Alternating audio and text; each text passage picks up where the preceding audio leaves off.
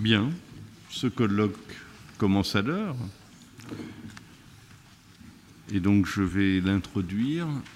Mesdames et messieurs les juges, les présidents, mesdames et messieurs les professeurs, mesdames, messieurs, mes chers collègues, ne verra-t-on pas se substituer à l'ancienne opposition du fonctionnaire et du salarié une gamme de statuts appliquant des principes de base identiques, mais nuançant avantages et sujétions selon que l'activité considérée serait liée de façon plus ou moins étroite à l'intérêt public. Fin de citation. Ce propos liminaire pourrait vous apparaître comme le ressassement d'un lieu commun des débats actuels sur l'avenir de la fonction publique s'il n'avait été emprunté aux commentaires que fit paraître en 1947 Jean Rivero sur la loi du 19 octobre 1946 portant statut général des fonctionnaires. Comme un écho contemporain aux propos visionnaires de l'illustre professeur, l'intitulé même de ce cycle d'études, Droit du travail et droit de la fonction publique, nous fait entendre l'actualité des controverses doctrinales qui avaient précédé la création du premier statut républicain et que paraissait avoir rendu désuète sa longévité avec le relais pris par l'ordonnance du 4 février 1959, puis les lois de 1983 et 1984, désormais trentenaires. Je souhaite remercier les organisateurs de ce cycle d'études ambitieux et d'une grande actualité, et plus particulièrement le professeur Akanji Kombe, de m'avoir convié à intervenir lors de ce colloque inaugural consacré aux dynamiques normatives et jurisprudentielles. Je suis heureux en outre que le Conseil d'État puisse accueillir cette manifestation qui illustre une nouvelle fois les liens étroits et féconds qui nous unissent à l'université et au monde de la recherche en droit. La création d'une fonction publique moderne en faisant de l'exorbitance du fonctionnariat la garantie de la sauvegarde de l'intérêt général et d'une protection effective des droits sociaux avait, dans un premier temps, clos les débats opposant, au début du XXe siècle, les partisans et les contempteurs d'un statut. Toutefois, la diversification des modes de recrutement et la consécration de nouveaux droits professionnels ont témoigné d'une certaine insuffisance de ce modèle. Le principe même d'une exorbitance totale du droit de la fonction publique aux droits fondamentaux qu'une société démocratique entend garantir à tout travailleur apparaît aujourd'hui d'autant plus illégitime que ces droits se sont à la fois étendus, approfondis, internationalisés. Cette exorbitance se heurte en effet désormais aux forces pénétrantes du droit européen et international. En outre, alors que venait, au sortir de la Seconde Guerre mondiale, d'être créée l'École nationale d'administration, les rédacteurs du statut de 1946 avaient pour ambition de démocratiser et de professionnaliser, sur le modèle du civil service britannique, la conduite des services publics par l'instauration de règles spécifiques de recrutement, d'évaluation et d'avancement. Cet appareil, devenu, selon les mots de Michel Crozier, un léviathan bureaucratique, s'est révélé insuffisamment efficace alors que le resserrement des contraintes budgétaires rendait impérative l'amélioration de son efficience. Partant, cette double dynamique contemporaine, mieux garantir les droits fondamentaux des agents publics et améliorer la performance de l'action publique, semble confirmer la clairvoyance de Jean Rivero. Au monde réciproquement clos, initialement, du droit de la fonction publique et du droit du travail, s'est substitué le continuum d'une gamme de statuts. Dans ce contexte, la transformation de ces droits par des droits fondamentaux, leur homogénéisation, apparaît comme le gage d'une convergence attendue. Et l'hybridation des modes publics et privés de gestion ne se révélera en outre efficace qu'en esquivant l'erreur d'une dénaturation qui pourrait être redoutée. Et donc je vous parlerai d'abord de l'homogénéisation des droits fondamentaux de tous les travailleurs et ensuite de l'hybridation des modes de gestion. L'homogénéisation des droits fondamentaux de tous les travailleurs a constitué un socle juridique commun aux droits de la fonction publique et du travail. S'il peut être permis de qualifier de fondamentaux certains droits communs aux salariés et aux fonctionnaires, c'est en raison de leur intangibilité et de leur indisponibilité. Ces droits, opposables à toutes les autorités publiques, au premier rang desquelles se trouve le législateur national, bénéficient en effet à tous les travailleurs, en particulier sous les influences combinées de l'européanisation et de la constitutionnalisation de notre droit. Les facteurs exogènes de cette mutation feront l'objet des travaux de la première table ronde de ce colloque, intitulé « Les dynamiques européennes et internationales ». Ces dynamiques, sans imposer l'abandon d'une distinction entre droit de la fonction publique et droit du travail, ont consolidé d'une manière transversale des droits historiques et promu des droits nouveaux. Parmi les premiers, les instruments internationaux garantissent d'une part le bénéfice aux travailleurs des droits dont ils jouissent en tant que citoyens.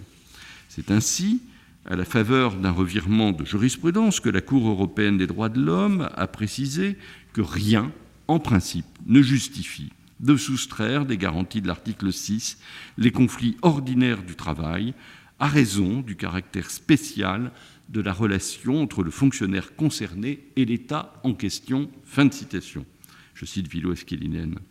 Si des exceptions ont été admises, elles sont, vous le savez, strictement encadrées. D'autre part, des conventions internationales consacrent des droits spécifiques à l'exercice d'une activité professionnelle, à l'instar de la liberté syndicale qui, selon la Cour de Strasbourg, toujours, impose, je la cite, à l'État employeur, impose à l'État employeur que les relations de ce dernier avec ses employés obéissent au droit public ou au droit privé. Ces exemples témoignent de la place primordiale qu'occupe la jurisprudence des cours internationales et leur rôle dans l'articulation des systèmes juridiques. La Cour européenne des droits de l'homme, donc réunie en grande chambre dans l'affaire Vilo-Esquilinen, s'est ainsi référée à l'article 47 de la Charte des droits fondamentaux de l'Union européenne et dans l'affaire Demir et Baïkara aux articles 5 et 6 de la Charte sociale européenne, alors même que l'État défendeur n'admettait pas leur invocabilité. Pour répondre aux priorités contemporaines des travailleurs, des droits nouveaux ont été introduits dans la réglementation nationale, notamment sous l'impulsion de l'Union européenne. S'agissant tout d'abord de la lutte contre les discriminations, l'exception des agents occupant un emploi dans l'administration publique a été considérablement réduite au regard du principe de libre circulation des travailleurs.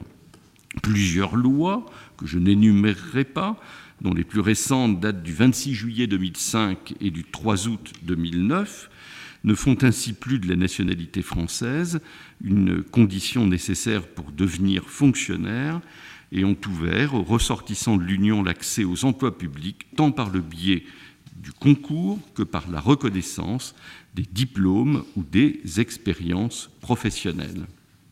S'agissant ensuite de la lutte contre la précarité, notre droit public ne comportait pas, à la différence du droit du travail, de garde-fous efficaces contre un recours extensif aux contrats à durée déterminée, alors même que les agents contractuels publics représentent 16,8% des effectifs totaux de la fonction publique française. Cette lacune a été comblée par la transposition de la directive du 28 juin 1999 qui encadre davantage le recrutement de tels agents et prévoit les conditions d'une transformation de leur contrat précaire en contrat à durée indéterminée. En outre, par la transposition de la directive du 14 février 1977, telle qu'interprétée par la jurisprudence de la Cour de justice, le Code du travail dispose désormais qu'en cas de reprise d'une entité économique de droit privé par un service public administratif, doit être proposé à ses salariés un contrat de droit public à durée déterminée ou indéterminée, selon la nature du contrat dont ils sont titulaires. C'est l'article 1224.4 du Code du travail, dans sa rédaction issue des lois de juillet 2005 et du 3 août 2009. L'influence des droits européens, pour majeure qu'elle soit, n'est pas exclusive de dynamiques nationales tendant à la constitution d'un patrimoine de droits fondamentaux communs à l'ensemble des travailleurs. Ces dynamiques ont permis d'homogénéiser sans uniformiser ces droits en tenant compte des spécificités propres au fonctionnement des services publics. Notre bloc de constitutionnalité, aux alinéas 6, 7 et 8 du préambule de la Constitution du 27 octobre 1946, consacre ainsi la liberté syndicale, le droit de grève et le droit de participation de tous les travailleurs. Les jurisprudences convergentes du Conseil constitutionnel et du Conseil d'État ont pleinement affirmé la portée normative de ces dispositions, y compris, on le sait, dans le silence du législateur.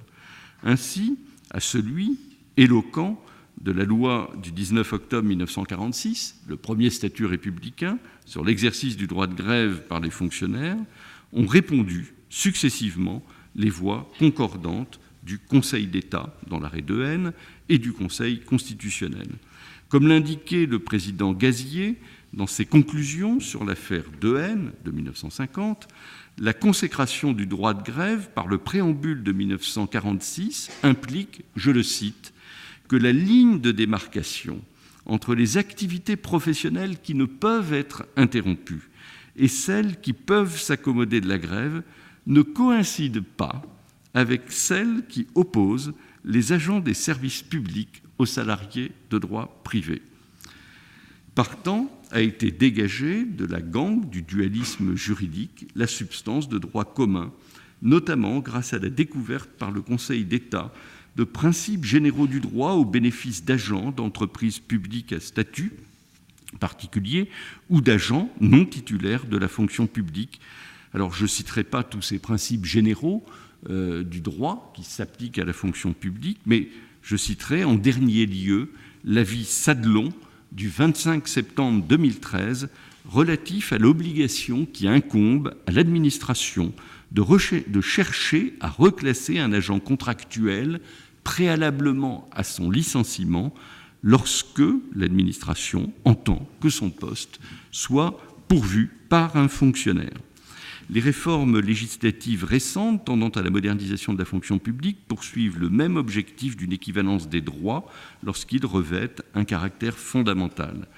Pierre angulaire du statut de 1946, le droit de participation, bénéficiant tant aux salariés de droit privé qu'aux fonctionnaires et agents publics, s'était sans doute affadi du fait d'un excès de formalisme et d'une insuffisance de représentativité. Pour remédier à ces obstacles, la loi du 5 juillet 2010 a pour ainsi dire transposé dans la sphère publique plusieurs des acquis de la loi du 10 août 2008 portant rénovation de la démocratie sociale, en particulier en refondant les règles d'accès aux élections professionnelles et en définissant les conditions de validité d'un accord conclu avec les organisations syndicales. En tout dernier lieu, l'accord national interprofessionnel du 14 décembre 2013 sur la formation professionnelle, qui institue un compte personnel de formation, ne saurait, de l'avis du Conseil d'État, être limité aux agents relevant du droit privé et doit par conséquent être étendu et adapté aux fonctionnaires et aux agents publics. La doctrine voit dans tous ces développements l'illustration du mouvement contemporain d'alignement du droit de la fonction publique sur le droit privé du travail, tout en relevant que cet alignement demeure partiel, notamment en ce qui concerne la valeur juridique des accords dans la fonction publique. Cette homogénéisation des droits de tous les travailleurs ne s'impose pas toujours avec évidence tant le lien entre fonction publique et service public apparaît consubstantiel. En effet, l'exercice des droits subjectifs doit être concilié avec le respect des sujétions spéciales que prescrit la sauvegarde de l'intérêt général. Ainsi, la continuité du service public peut être justifiée des restrictions à l'exercice du droit de grève des agents publics, voire même, dans des cas limités, une interdiction totale. Néanmoins, la poursuite de cette conciliation ne s'opère pas d'abord selon la ligne de démarcation séparant le droit de la fonction publique du droit du travail, mais au regard de l'exercice ou non de missions de service public.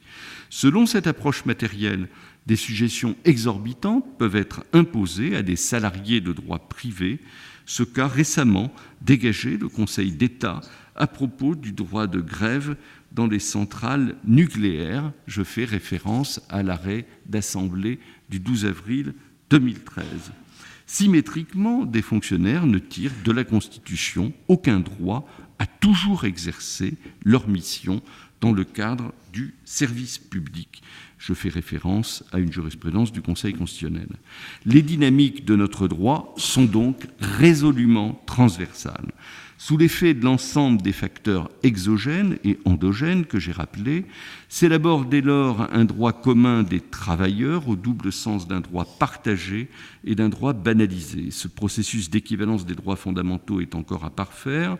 En témoigne la récente consécration du contrôle normal qu'opère le juge administratif sur les sanctions disciplinaires infligées aux agents publics.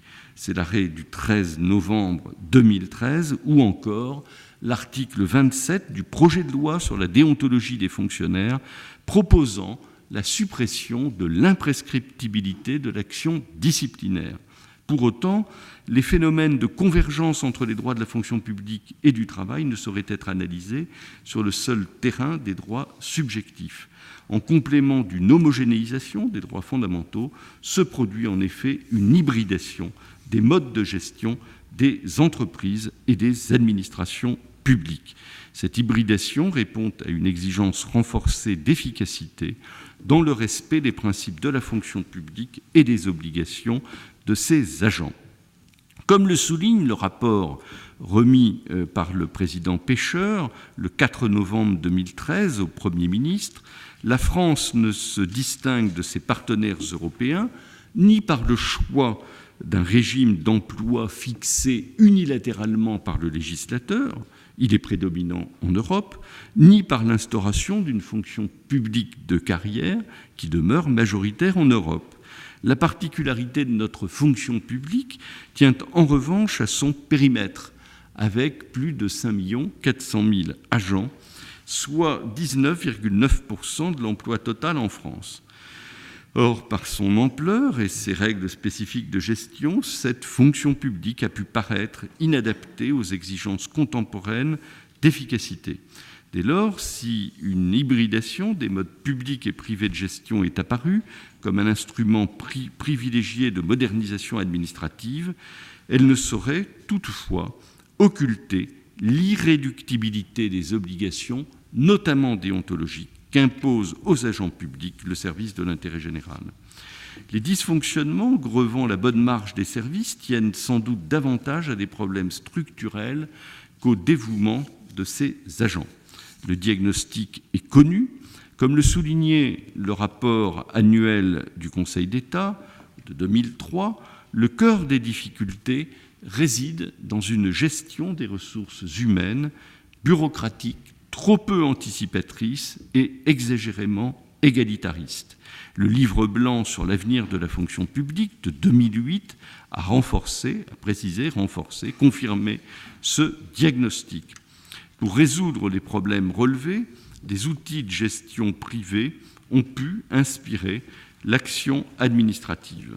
Confrontés mutatis mutandis à des dysfonctionnements similaires ou à des problèmes similaires, la plupart des pays occidentaux ont adopté des solutions nouvelles sous le terme de New Public Management. À rebours du modèle weberien, vertical et procédurier, cette doctrine promeut l'autonomie des chefs de service, l'individualisation des carrières, l'efficience dans l'utilisation des moyens. Des programmes d'envergure ont ainsi été mis en œuvre au cours des années 90 dans l'ensemble des pays occidentaux, notamment au Royaume-Uni, en Allemagne ou encore au Canada ou en Nouvelle-Zélande. En France, pays fortement marqué par la mystique de l'État agissant, cette mutation de la gestion publique a constitué une véritable révolution culturelle qui ne s'est pas opérée sans une sorte d'arrachement symbolique. Elle s'est même parfois effectuée à reculons, en tout cas dans la difficulté, commandée par l'époque, et sans doute, pour reprendre l'expression de Jean Monnet dans un autre contexte, là je cite Jean Monnet, parce qu'il n'y avait plus aucun autre choix pour la France. Ainsi, les réformes entreprises depuis les années 2000 s'inscrivent donc dans cette évolution. Elles ont notamment conduit à nuancer la traditionnelle gestion des corps par des éléments de gestion individuelle des emplois. 2 exemples permettent d'illustrer cette tendance. D'abord, la mise en valeur du mérite comme l'un des critères décisifs pour régir l'évolution de carrière des fonctionnaires. S'agissant ensuite des règles de rémunération des agents, sont prises en compte les responsabilités particulières attachées à certains emplois, c'est l'objet de la nouvelle bonification indiciaire, mais également les performances individuelles grâce à l'instauration d'une prime de fonction et de résultat. Et même si, pour des raisons de nature politique, celle-ci a vocation à être remplacée cette année par une indemnité de fonction et d'expertise. Ces 2 exemples témoignent de l'effort d'importation dans la sphère publique de dispositifs incitatifs issus du droit privé, sans toutefois surestimer ses effets réels ni éluder le travail de clarification des régimes indemnitaires qui doit encore être poursuivi. Cette rénovation de la gestion des ressources humaines s'accompagne d'une croissance de l'effectif des agents contractuels des administrations publiques. Depuis 11 ans, le nombre des agents non titulaires a augmenté en moyenne de 2,5% par an, alors que l'ensemble des agents publics n'a connu qu'une progression annuelle moyenne de 0,9. Ces recrutements, lorsqu'ils permettent de pourvoir à des emplois permanents, temporairement ou désormais de manière indéterminée, ont pu apparaître comme une remise en cause de notre modèle statutaire. Un tel constat doit cependant être nuancé. D'une part, demeure intact le principe selon lequel les emplois civils permanents des autorités publiques sont occupés par des agents titulaires placés dans une situation statutaire et réglementaire vis-à-vis de leur administration. En effet, le recrutement d'agents contractuels ne peut répondre qu'à des besoins temporaire et seulement de manière dérogatoire à des besoins permanents. En outre, la transformation des contrats précaires en contrats publics à durée indéterminée est strictement encadrée par des conditions d'ancienneté, tandis que n'est autorisé qu'à titre expérimental le recrutement direct par l'État d'agents contractuels à durée indéterminée. D'autre part, la croissance des effectifs d'agents non titulaires ne s'est pas accompagnée d'une privatisation du lien de subordination des agents contractuels à leur employeur public, mais au contraire d'une assimilation de leur situation à celle des agents titulaires. Si les personnels des services publics industriels et commerciaux sont de longue date et dans leur quasi-totalité régis par le droit du travail, par le Code du travail, l'ensemble des personnels non statutaires travaillant pour le compte d'un service public à caractère administratif sont des agents contractuels de droit public, quel que soit leur emploi, ainsi que l'a rappelé le tribunal des conflits dans son célèbre arrêt Berkani de 1996. Partant, ces agents sont placés dans une situation quasi réglementaire dans laquelle l'administration dispose de pouvoirs exorbitants de modification et de résiliation de leur contrat, mais est également soumise à des sujétions spécifiques. C'est ainsi que derrière le contrat, il y a en fait un statut qui se dessine, selon l'heureuse expression du président Genevoix dans ses conclusions sur l'affaire Madame Rabu.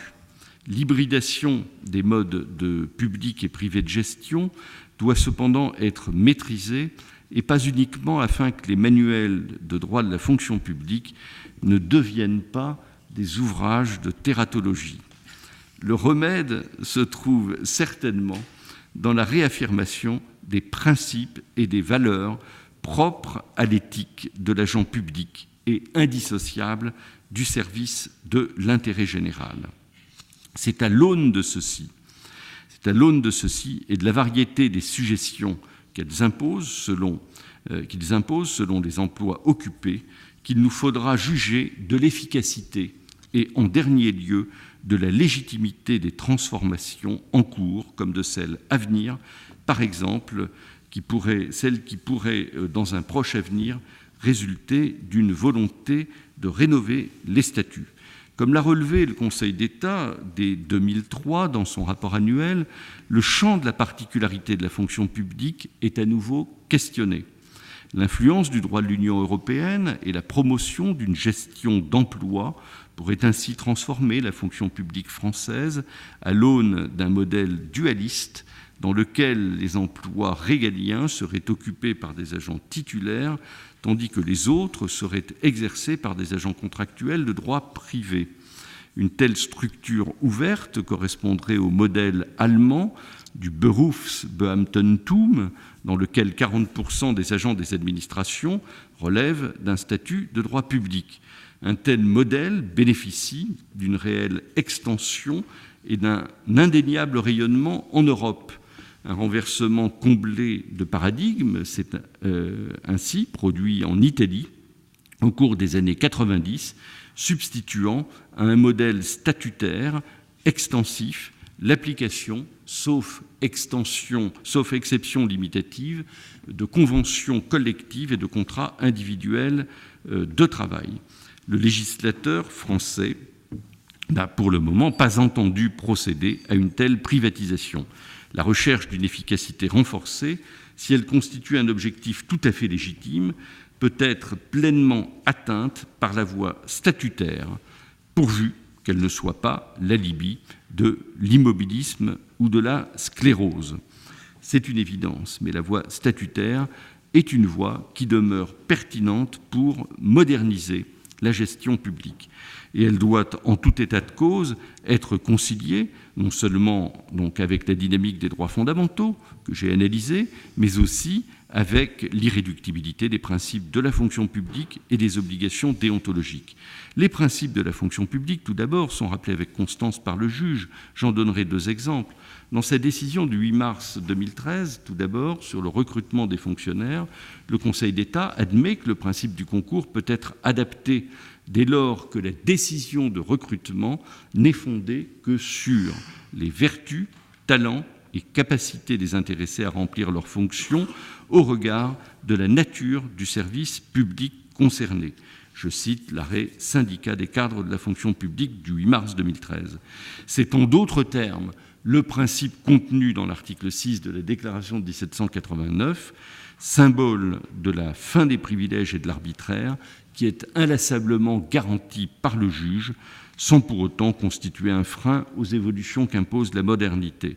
Même en l'absence de concours, la sélection des fonctionnaires va bien au-delà du principe de non-discrimination à l'embauche tel qu'il existe dans le secteur privé, parce qu'elle engage la compétence de l'administration, son image et son lien avec la nation.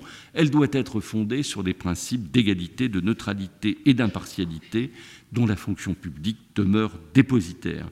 Et en cela, à des années de distance, la réflexion suivante de Durkheim apparaît encore justifiée, et je cite donc Durkheim, « Tout fonctionnaire d'État détient quelque chose de l'autorité publique. Le seul fait de remplir une fonction d'État lui imprime un caractère qui ne manque à aucun, même au plus humble. » Le deuxième exemple que je souhaite mentionner est le suivant. Comme l'a rappelé la récente étude du Conseil d'État du 19 décembre 2013, en réponse à une saisine du défenseur des droits, les principes de laïcité et de neutralité n'ont pas la même résonance pour les salariés qui participent à une mission de service public et les autres travailleurs, fussent-ils chargés d'une mission d'intérêt général.